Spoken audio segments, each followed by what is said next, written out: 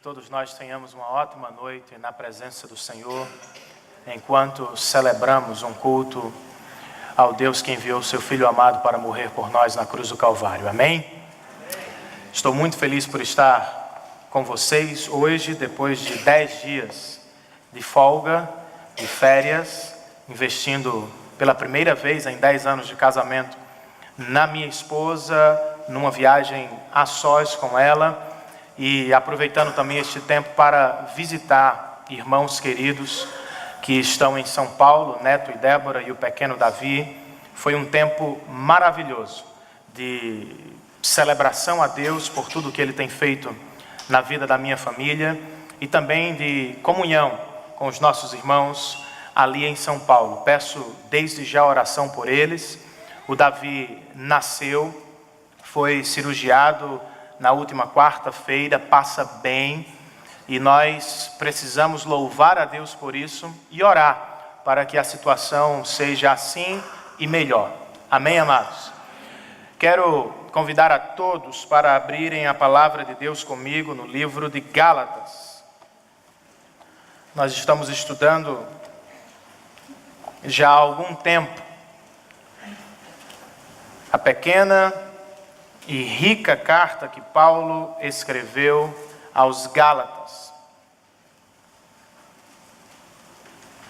E hoje nós vamos ao segundo grande parágrafo do capítulo de número 3. Diga-se de passagem, o primeiro parágrafo foi muito bem pregado pelo nosso irmão Araoni. Não estive aqui, mas o acompanhei pela internet e eu fiquei muito feliz por ver mais um jovem sendo levantado por Deus para proclamar o Evangelho de Jesus Cristo. Louvado seja o Senhor por isso também. Passei 10 dias fora e não tive minhas filhas comigo. Pela primeira vez em 10 anos estive com Sabrina, sem Beatriz e Sofia. E senti muita saudade no coração. Sei que por aqui foi muito trabalho para os avós. Muitas lágrimas rolaram no rosto de Sabrina, vez por outra chorando de saudade. E eu fiquei, pelo menos aparentemente, sem as minhas ilustrações. Pelo menos foi assim que a Araoni disse semana passada, né? A Araoni ficou com vontade de levar as meninas para casa para ter ilustrações para o sermão. Como fazer? A introdução do sermão de hoje sem Bia e Sofia. Não tinha Bia e Sofia, mas tive Neto. Neto, esposo de Débora, foi uma fonte abençoada de ilustrações. Vocês vão me entender. Como parte da minha viagem, estava celebrando a Deus por 10 anos de casamento, irmãos. E foi uma bênção. O que é que você faz no aniversário de casamento? Muita coisa.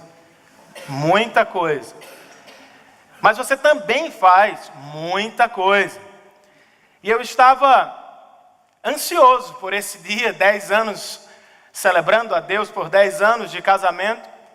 Fizemos uma viagem rápida ao Rio, depois fomos a São Paulo, chegamos à casa onde Neto e Débora estavam hospedados. Casa linda, irmãos, numa região linda também ali nos arredores de Campinas, uma pequena cidade chamada Vinhedo. E em algum momento eu pensei que eu estava fora do país. Conversei até altas horas da noite, quando finalmente Neto me levou ao quarto. E eu pensei comigo, ele preparou tudo, gente. Olha que maravilha, porta aberta, um vento frio assim, romântico, uma bênção. O negócio estava fluindo e tal. E Sabrina estava lá fora ainda conversando com as meninas. E eu olhei para a cama, fui me aproximando com expectativas. Quando eu deitei, a cama quebrou. E eu parei no chão gelado de São Paulo. Ele fez mais comigo, isso foi premeditado. Depois ele me disse, eu sabia da cama. No dia seguinte, o tio de Débora, um senhor distinto, me convidou para jogar uma partida de tênis, que eu não recusei, eu disse, vamos. Fui com ele, joguei uma partida de tênis e dos 7 games que disputamos, eu ganhei pelo menos um. Foi 6-1 para o senhor tio de Débora. Mas isso não foi o pior. Pior do que perder para alguém entrando na terceira idade, irmãos, foi voltar para casa subindo umas 10 ladeiras. O tio dela disse: Renan, vai de costas, que pelo menos você tem a sensação de que está descendo. Não funcionou. Eu subi, cansei, mas quando estava no meio da maior ladeira, surgiu uma luz no fim do túnel. A prima de Débora com o carro entra na rua, e aí eu oro e louvo ao Senhor. Deus, Tu és o socorro bem presente no dia do cansaço.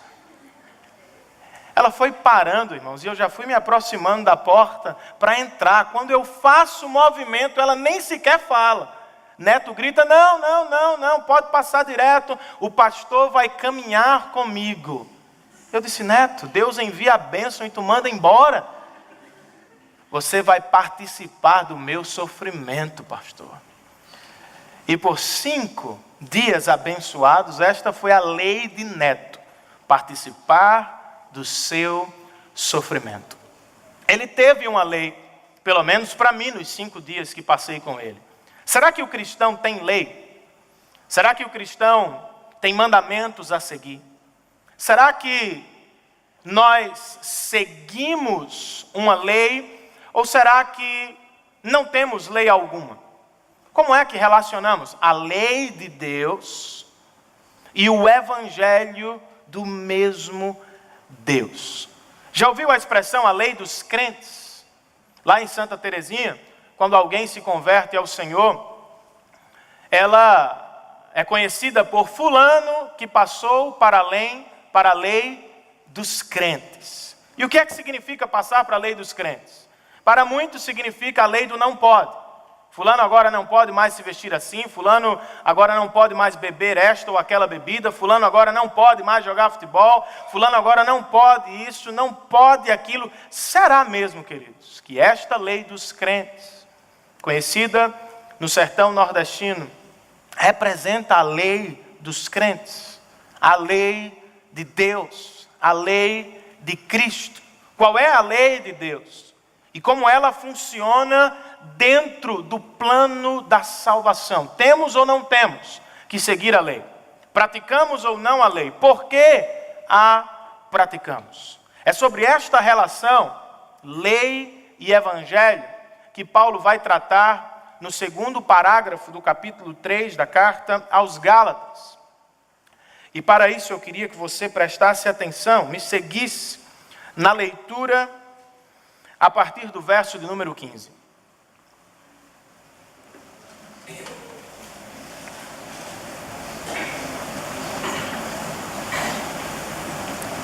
A Nova Versão Internacional, queridos, traz o texto da seguinte forma: Irmãos, humanamente falando, ninguém pode anular um testamento depois de ratificado, nem acrescentar-lhe algo. Assim também as promessas foram feitas a Abraão e ao seu descendente. A Escritura não diz "e aos seus descendentes", como se falando de muitos, mas ao seu descendente, dando a entender que se trata de um só, isto é, Cristo. Quero dizer isto: a lei que veio 430 anos depois não anula a aliança previamente estabelecida por Deus, de modo que venha a invalidar a promessa. Pois se a herança depende da lei, já não depende da promessa. Deus, porém, concedeu-a gratuitamente a Abraão, mediante promessa. Qual era então o propósito da lei? Pergunta Paulo. Foi acrescentada por causa das transgressões, até que viesse o descendente a quem se referia a promessa. E foi promulgada por meio de anjos, pela mão de um mediador. Contudo, o mediador representa mais de um, Deus, porém, é um. Então, a lei opõe-se às promessas de Deus? De maneira nenhuma. Pois se tivesse sido dada uma lei que pudesse conceder vida, certamente a justiça viria da lei. Mas a Escritura encerrou tudo debaixo do pecado, a fim de que a promessa, que é pela fé em Jesus Cristo, fosse dada aos que creem. Antes que viesse essa fé, estávamos sob a custódia da lei, nela encerrados, até que a fé que haveria de vir fosse revelada. Assim, a lei foi o nosso tutor até Cristo, para que fôssemos justificados pela fé. Agora, porém, tendo chegado à fé, já não estamos mais sob o controle do tutor. Senhor, nós te damos graças por esta palavra que está diante de nós. Sabemos que é a tua voz e nós queremos ouvi-la. É a parte mais importante do nosso culto, Pai, pois é quando o Senhor fala aos nossos corações. Pedimos que o Senhor faça isso por graça e misericórdia. Que o Senhor use a minha vida para abençoar a minha e a vida dos meus irmãos. Por favor, Senhor, glorifica o nome de Jesus Cristo. Tenha liberdade entre nós, ó Espírito Santo, para tomar esta palavra e aplicá-la à nossa vida. É assim que nós oramos, em nome e por amor de Jesus Cristo. Amém e amém. Nós já sabemos que Gálatas tem 3 divisões maiores: uma biográfica, uma doutrinária e uma ética ou prática. Já cobrimos a porção biográfica, durante a qual Paulo defende o seu evangelho e o seu apostolado. Ele apresenta o evangelho a partir de sua própria vida ou experiência espiritual. Durante os capítulos 1 e 2, Paulo falou sobre como pregou o evangelho, sobre como recebeu o evangelho, sobre como defendeu o evangelho e sobre como viveu de acordo com o evangelho. Quando entramos no capítulo 3, estamos pisando agora a seção doutrinária. Paulo fala do mesmo evangelho, mas agora com um enfoque diferente. Ele penetra o âmago da mensagem cristã, a saber, a doutrina da justificação pela fé, a fim de exaltar o evangelho diante dos olhos dos Gálatas, porque eles estavam sendo enfeitiçados com uma outra mensagem, um outro evangelho. Ele já fez isso semana passada na exposição do primeiro parágrafo do capítulo 3. Ele disse aos Gálatas que abandonar o evangelho é loucura. Por que é loucura abandonar o evangelho? Semana passada, explicando o texto, Arauni nos falou sobre isso. Paulo faz algumas perguntas aos irmãos da Galácia. Por exemplo, quem foi que os converteu? Foi Jesus Cristo? Foi a fé em Jesus Cristo ou a prática da lei? Da conversão dos Gálatas, ele salta para as Escrituras. Quem foi que salvou Abraão? Foi a fé em Deus ou nas promessas de Deus? Ou sua obra diante de Deus? Das Escrituras, Paulo volta para a lei de Deus, mais precisamente para a maldição da lei de Deus. Estão vocês ainda sob a maldição da lei? Ou foram vocês salvos da maldição por Cristo, ou pela fé em Cristo, que se tornou maldição em vosso lugar? Talvez, ao término da mensagem, ou da leitura deste primeiro parágrafo, tenhamos a sensação de que a lei era inútil, de que ela não tinha propósito para existir, pois se somos salvos pela fé em Cristo somente, e não pela prática da lei, por que a lei? Por que Deus nos deu a lei? Porque o mesmo Deus deu por promessa a Abraão uma aliança e a Moisés a mesma aliança, mas em forma de lei, de mandamentos. Como é que nós relacionamos lei e evangelho? Paulo sabe que alguns irmãos, depois de ler o primeiro parágrafo ou ouvir a pregação do primeiro parágrafo, vão ter questionamentos sobre a lei. Ele sabe que nós precisamos entender essa relação. E aqui ele nos explica isso.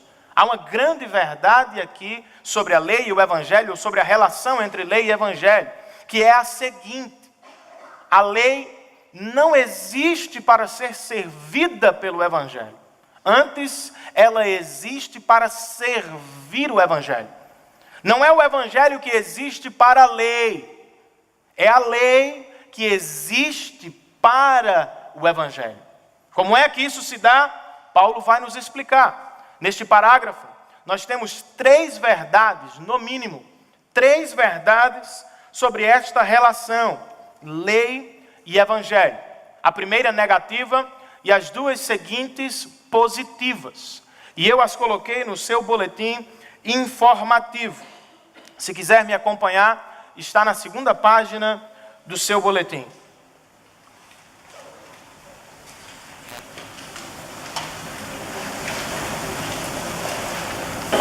Primeira verdade, queridos, sobre a relação entre a lei de Deus e o evangelho de Deus. A lei de Deus não existe, nunca existiu, nunca existirá para nos dar o evangelho.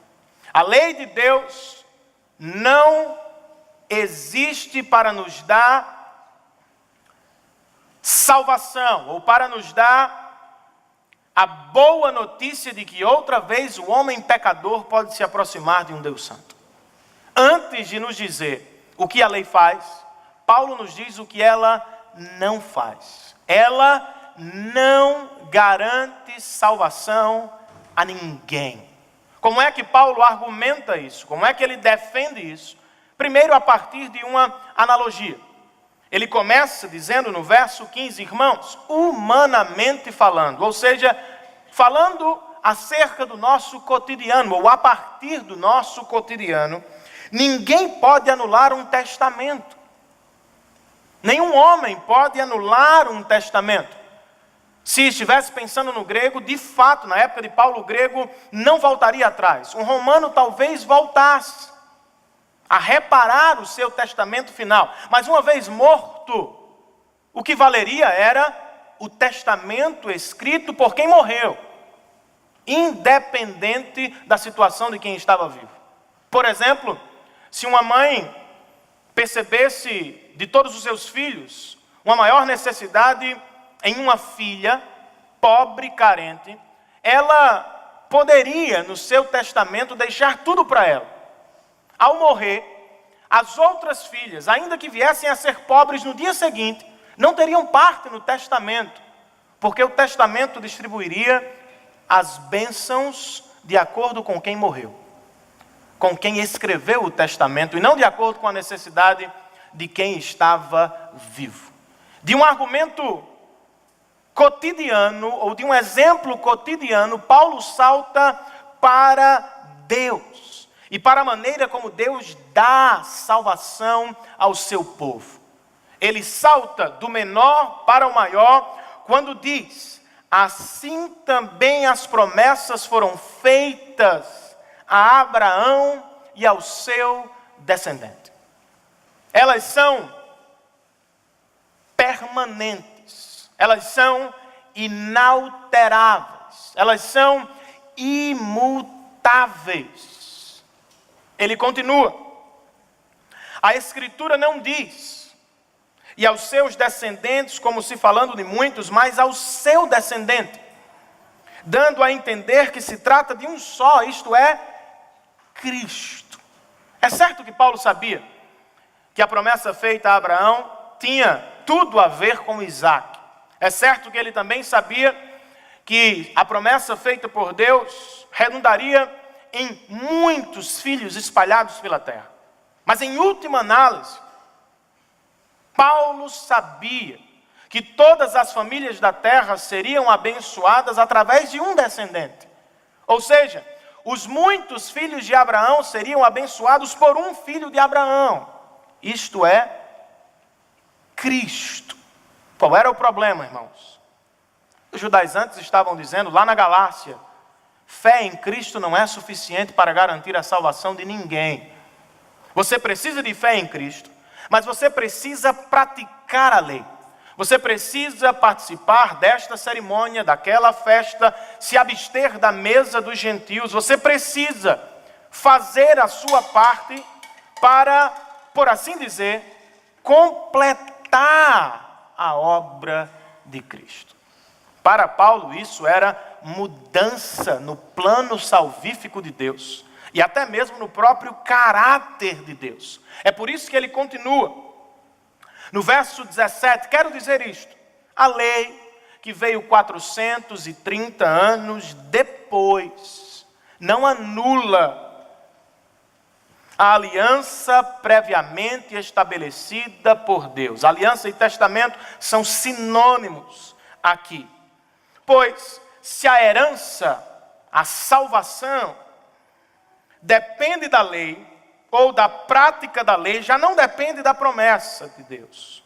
Deus, porém, a concedeu de graça a Abraão mediante promessa. Vocês precisam completar, Paulo diz, não. A lei não nos dá salvação. Antes de nos falar sobre o que a lei faz, ele nos fala sobre o que a lei não faz. Ela não dá salvação. Então quem dá, Paulo? Deus.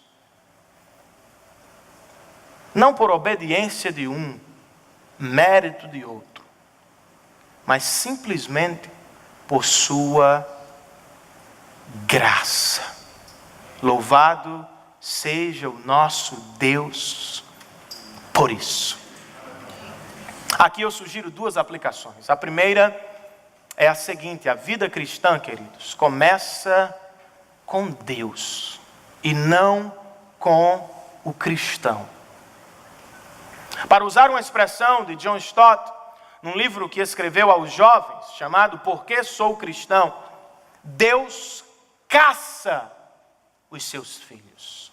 No livro, ele diz o seguinte: eu não sou cristão porque nasci numa família cristã. Eu não sou cristão porque frequentei uma escola cristã com professores cristãos. Eu não sou cristão porque nasci num país oficialmente cristão. Eu sou cristão porque o cão de caça dos céus me perseguiu e me encontrou para me dar salvação.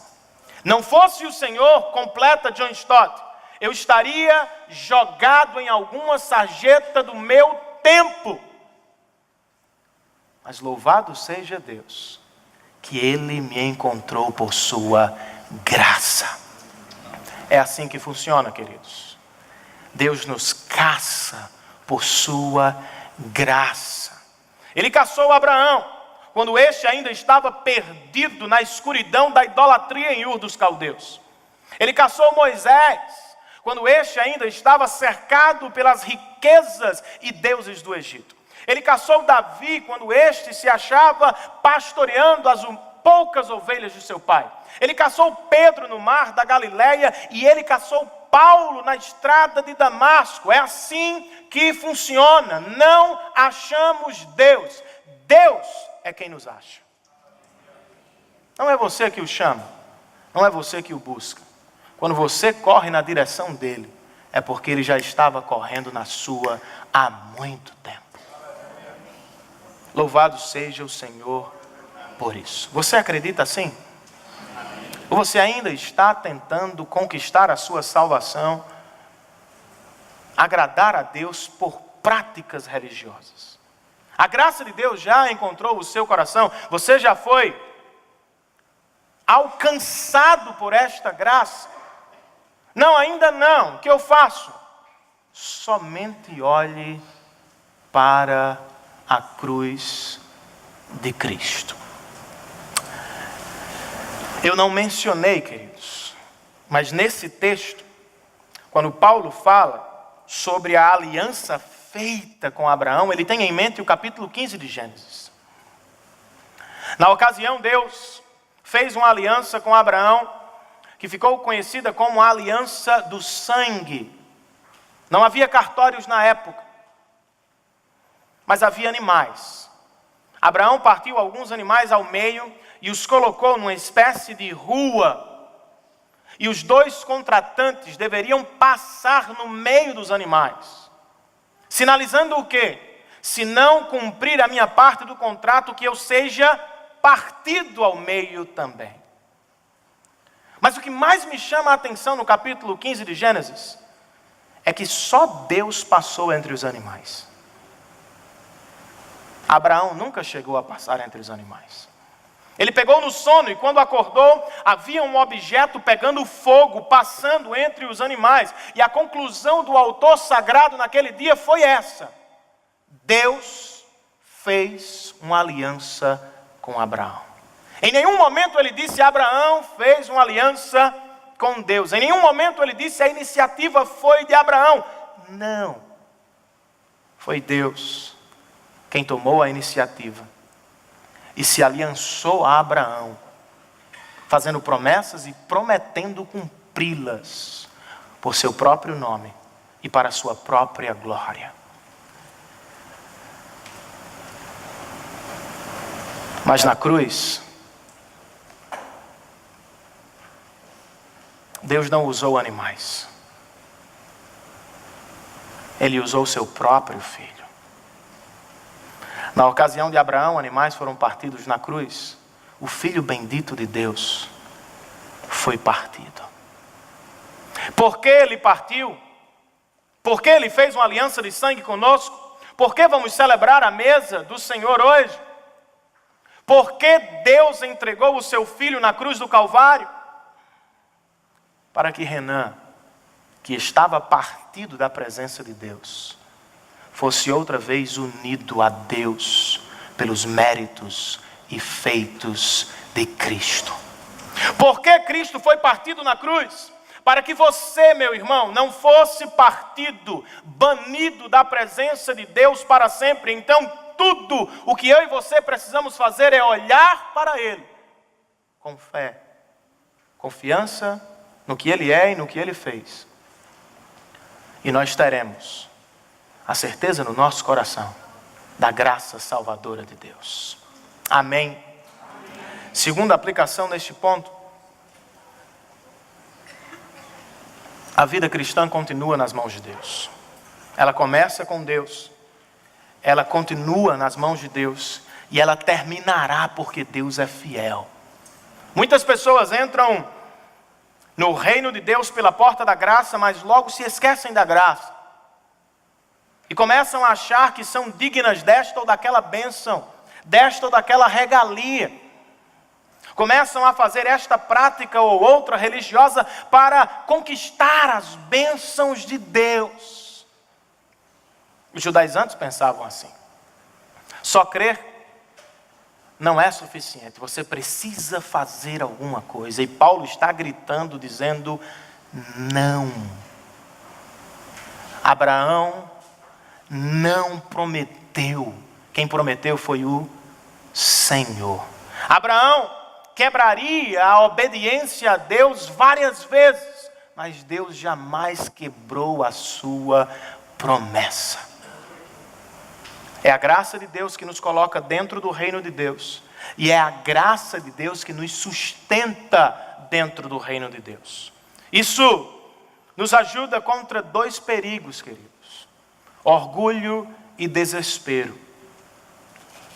Se sou eu quem me mantenho no reino de Deus, em algum momento eu me sentirei orgulhoso. Não, eu sou abençoado porque eu leio mais a Bíblia do que fulano. Eu sou abençoado porque eu oro mais do que Beltrano.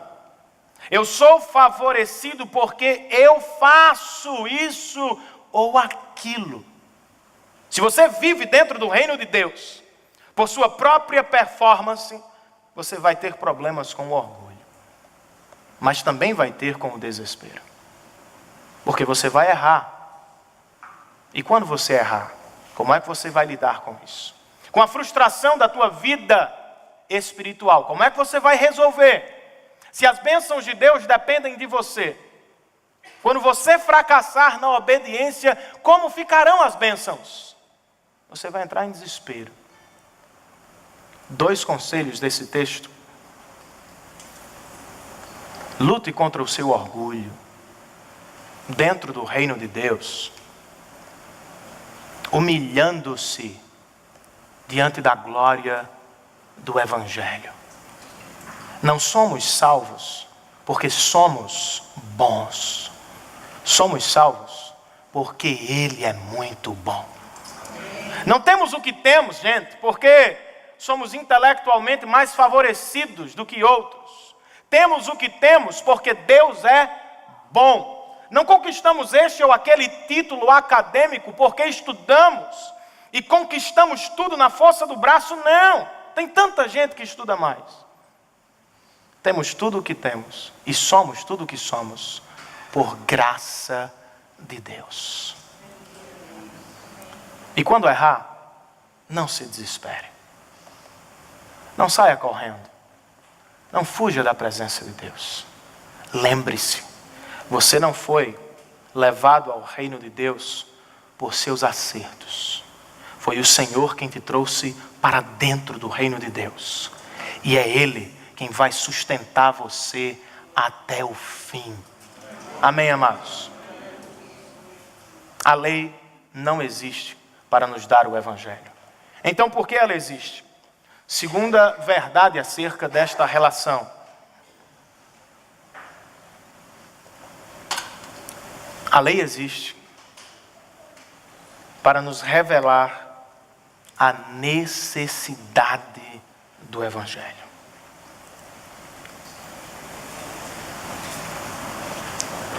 Quando Paulo termina essa primeira parte, eu tenho quase certeza que alguns irmãos já queriam abandonar o auditório. Como é a história? A lei não me garante salvação, por que então Deus nos deu? Qual é o propósito da lei? Paulo sabe que estas perguntas habitam a mente dos Gálatas e também a nossa. E ele tem respostas. Ele pergunta no verso 19 qual era então o propósito da lei. Se ela não nos foi dada como meio de salvação, por que então Deus nos deu a lei? E a resposta dele foi acrescentada por causa das transgressões. Você pode sublinhar esta frase. Ela é a resposta para a pergunta por que Deus nos deu a lei. Ele nos deu a lei, queridos,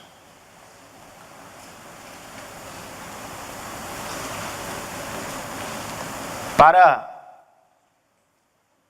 nos mostrar que o que fizemos com Deus foi transgressão, violação da sua vontade. Não é apenas um erro, como alguns pensam. Foi uma transgressão. Eu passei dos limites estabelecidos por Deus, dei as costas para Deus e tentei escrever a minha própria lei. Eu quebrei. E porque fiz isso, eu me tornei alvo de maldição. Uma delas, não posso mais voltar à presença dele sozinho. A lei me foi dada como um espelho. Você, Renan, pecou contra Deus, transgrediu a sua lei e foi banido da sua presença. Mas graças a Deus que Paulo, como um bom pregador, sempre trouxe as más e as boas notícias do Evangelho. Imediatamente depois de nos dizer que a lei foi acrescentada por causa das transgressões, ele diz, até que, não foi para sempre, até que viesse o descendente, Jesus Cristo, a quem se referia a promessa. A lei amaldiçoa, trancafia, aprisiona, não para sempre, até que o filho de Abraão, filho de Deus, chegue para libertar os pecadores. Primeiro ele nos fala sobre esse propósito da lei e logo a seguir ele nos fala sobre os limites da lei, ou a limitação da lei. Primeiro ele diz que a lei foi limitada na sua entrega. Diferente do Evangelho. A lei foi entregue por mediadores. Estiveram envolvidos anjos e homem.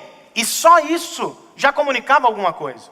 Deus não podia se comunicar com o homem face a face. Ele precisava de mediadores.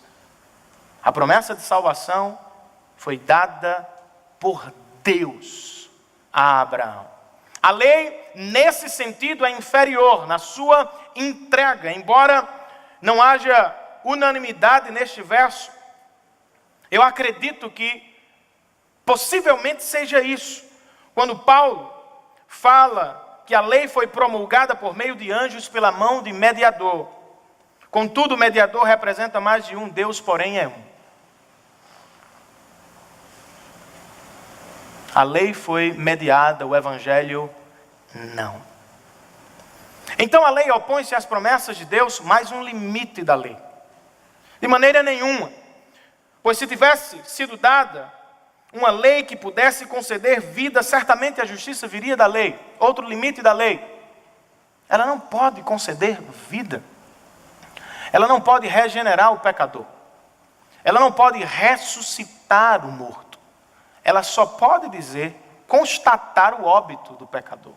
Você está morto. E não há nada que você possa fazer.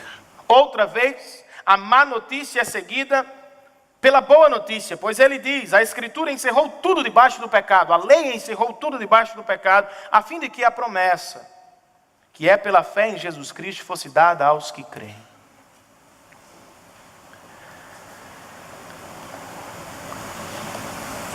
A lei existe para levantar a tampa do respeito, da glória ou do orgulho humano, a fim de mostrar ao homem o que ele é de verdade.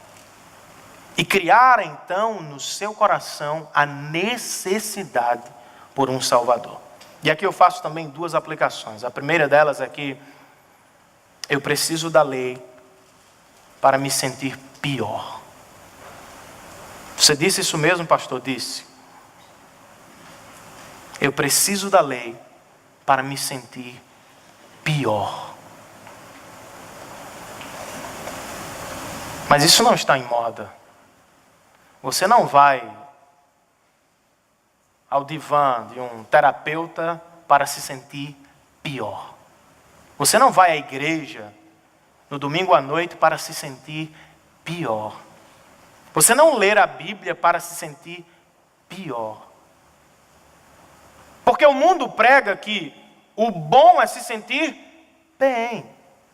Tudo que é bom para nós vai nos fazer sentir bem. Será mesmo? Algumas doenças são tratadas com medicamentos que causam dor. Mas seu propósito é causar dor ou salvar alguém? Será mesmo que tudo o que é bom deve produzir o sentir-se bem? Olhe para Cristo no Getsemane. Diz o texto sagrado que ele estava profundamente angustiado, suou gotas de sangue, chorou. E alguém aqui diria que a cruz não era algo bom? Na verdade não era. Era algo perfeito. Mesmo assim causou profunda agonia em Jesus. Quer um exemplo mais perto? Não somos iguais, não podemos nos aproximar de Jesus. Tome Jacó. Antes de entrar na terra prometida, se encontrou com Deus no Val do Jaboque, Deus lhe deu uma pisa. Literalmente. Literalmente, Deus bradou na sua face, você é um ladrão. Literalmente, Deus estendeu o seu braço e machucou a perna de Jacó. No momento, Jacó não se sentiu tão bem. Mas aquilo que não era tão bem, resultou no bem eterno na vida de Jacó. Pois foi o meio de Deus vencer o seu orgulho independente e torná-lo dependente do Deus Todo-Poderoso.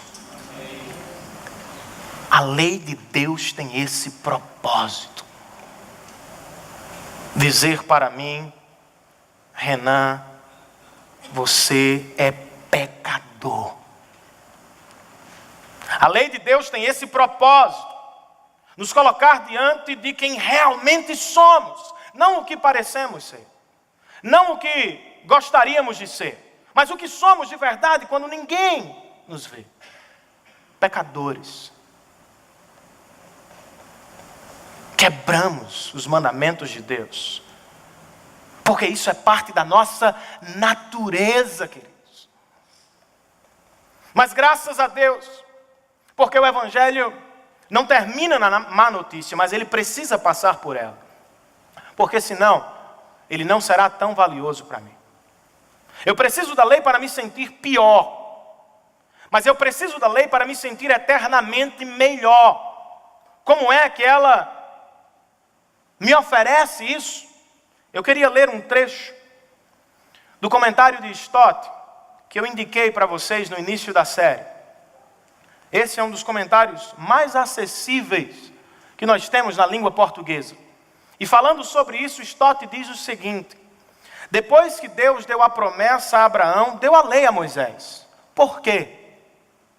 Simplesmente porque tinha de tornar as coisas piores, antes que pudesse melhorá-las. A lei desmascarou o pecado, provocou o pecado, condenou o pecado. O propósito da lei era levantar a tampa da respeitabilidade do homem e desmascarar o que realmente existe por baixo de qualquer beleza humana.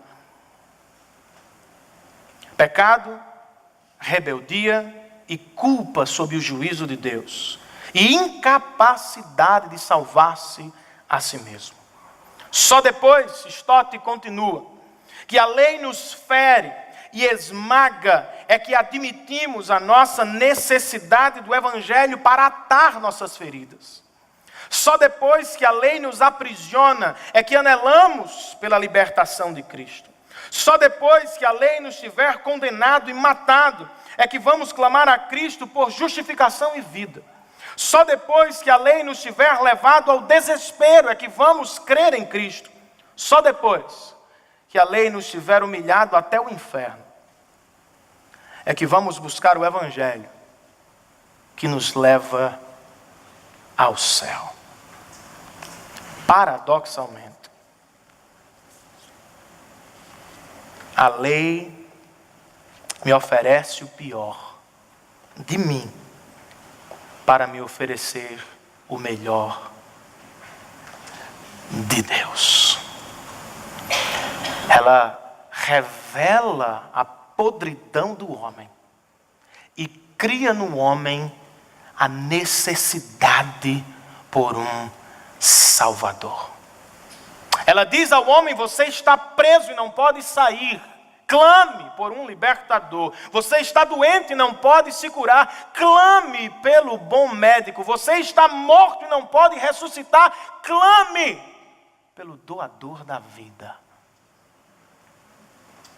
E aí, se você reconhece que é pecador, que está sob a condenação de Deus e olha para Ele em busca de salvação, você vai ter um bem eterno. Não o bem que o mundo quer nos oferecer, mas o bem que nos dá segurança eterna, salvação eterna, alegria eterna.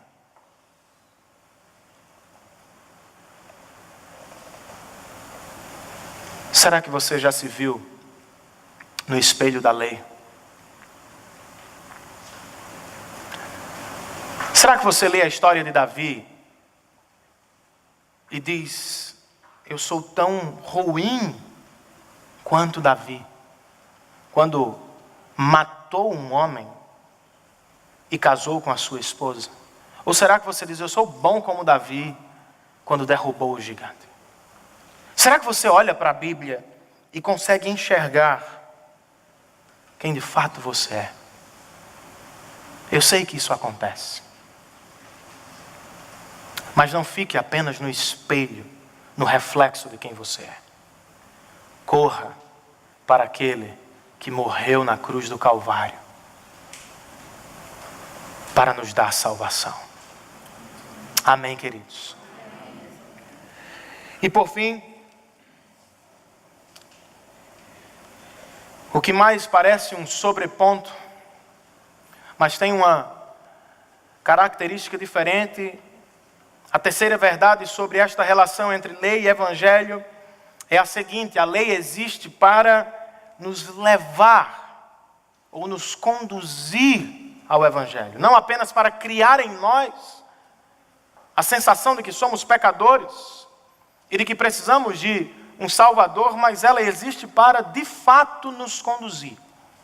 Agora Paulo, nesses últimos versos, fala sobre a funcionalidade da lei, como é que ela existe dentro do plano de Deus e como é que ela se aplica à vida diária de todo cristão.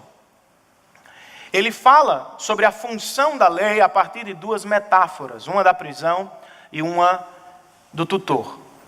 A primeira metáfora, no verso 23, ele diz: antes que viesse essa fé, estávamos sob a custódia da lei e nela encerrados. A expressão custódia fala sobre uma guarda militar que protege uma cidade dos inimigos, mas também que guarda os habitantes dentro dela. Ninguém pode entrar, ninguém pode sair. E a expressão encerrados significa literalmente engaiolados. Paulo está dizendo que a lei funciona como uma gaiola para todos os homens, como uma prisão. Ele entra e não consegue sair. Não tem como sair. Graças a Deus pela boa notícia do Evangelho. Ele está engaiolado, está aprisionado, até que a fé que haveria de vir fosse revelada. É a maneira de Paulo dizer: o pecador está preso até o dia que o libertador quiser. No dia que Cristo resolver libertar o pecador, não há quem o impeça. Segunda metáfora, a do tutor. Assim a lei foi o nosso tutor até Cristo. A palavra tutor no grego é paidagogos, de onde vem a nossa palavra pedagogo. Mas na época ligeiramente diferente. Não era o professor, o disciplinador. Na verdade era o disciplinador.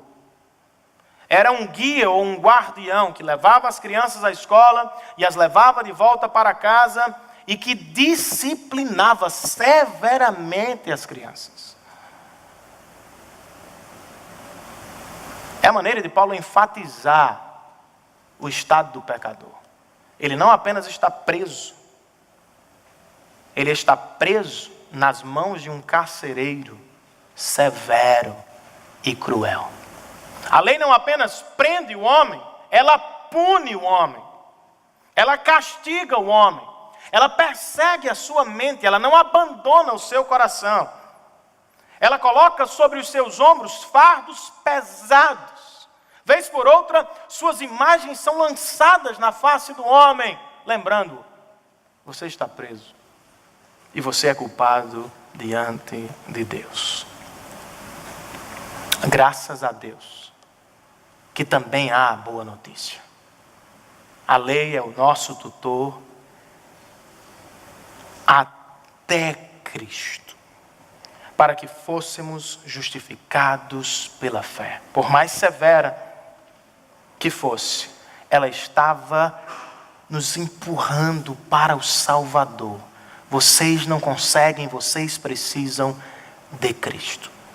E aí ele termina com um verso que é muito mais introdução ou ligação com o próximo parágrafo do que parte deste que estamos estudando. Porque ele apresenta uma situação adversativa. Ele diz: agora, porém, tendo chegado à fé, já não estamos mais sob o controle do tutor. É a maneira de Paulo dizer: outrora éramos presos, estávamos engaiolados. Hoje, não. Cristo nos libertou. Próxima mensagem, semana que vem, Paulo vai falar deste efeito, ou dos efeitos da salvação. O grande efeito do próximo parágrafo, o que chamamos de adoção, ou a adoção de Deus. Por enquanto, basta dizer que Paulo estava falando aos Gálatas: vocês eram presos, estavam engaiolados e apanhavam da lei. Já não apanham mais, porque Jesus Cristo cumpriu a lei e se tornou maldição no lugar de vocês. Como é que eu aplico esta parte, queridos? Eu tenho duas aplicações, na verdade. A primeira, nós precisamos abolir a lei como meio de salvação. Eu vou colocar isso mais perto.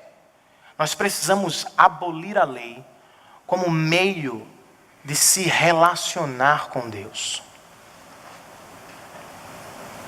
Eu preciso parar de viver a minha vida cristã naquela ideia de que se eu fizer, Ele faz. Se eu deixar de fazer, Ele também vai parar de me abençoar. Eu preciso parar, abolir essa prática. Preciso conquistar Deus para ter suas bênçãos. Paulo diz: a lei não nos foi dada para isso. Ela nos foi dada para criar em nós desejos pelo Salvador e para nos empurrar para Ele. Se eu vivo assim, gente, eu vou terminar odiando a lei. E quem sabe Deus. Porque se eu uso a lei como meio para conquistar as coisas de Deus, se eu uso a minha religiosidade, a minha oração, a minha leitura, a minha oferta, a minha prática cristã para ter as coisas, em algum momento eu vou quebrar isso. Eu não vou manter o ritmo. Eu vou olhar para a lei com ódio. Ela não me deixou conquistar o que eu desejei. Vamos abolir a lei por completo? Não. Nós vamos praticar a lei. Segunda aplicação. Por gratidão ao Cristo que nos salvou na cruz do Calvário. Na prática, eu vou praticar a lei de Deus, pois afinal ela é a lei de Deus e é perfeita. O problema não é a lei. Mas eu não vou mais praticar a lei como sistema de salvação ou como meio para se obter as bênçãos de Deus. Eu vou fazer isso por gratidão. Eu não preciso mais ter medo da rejeição de Deus. Eu fui aceito pelos méritos e feitos de Cristo. Quer acerte, quer eu erre, eu fui salvo por Cristo Jesus. Não preciso mais viver este relacionamento de medo da rejeição de Deus. Como é que eu pratico a lei? Por gratidão, gente. Eu vou praticar a lei porque eu sei que isso é o coração do meu Pai. Eu vou praticar a lei porque ser amado por Cristo vai gerar amor por Cristo. E amar a Cristo implica amar o que Ele ama. O que Ele ama, a vontade de Deus. Como diz Timothy Keller, se eu entendi o Evangelho, eu vou desejar ser como Ele é. E ser igual a Ele é seguir os mandamentos dEle. Mas eu não vou segui-los para ter ou com medo de não ter. Eu já tenho tudo o que o Senhor desejou me dar na cruz do Calvário. Eu vou fazer isso por gratidão. Amém, queridos? Amém. Graças a Deus por isso. Na semana que estive em São Paulo, Neto teve uma lei para mim. Quando visito o sertão nordestino, descubro que muitos incrédulos têm uma lei para os crentes. Nem sempre é a lei dos cristãos, mas tem uma lei para os crentes. Qual é a lei do cristão? Qual é a lei de Deus? É esta. É a lei que me revela quem eu sou e que me leva para Cristo, o Salvador bendito.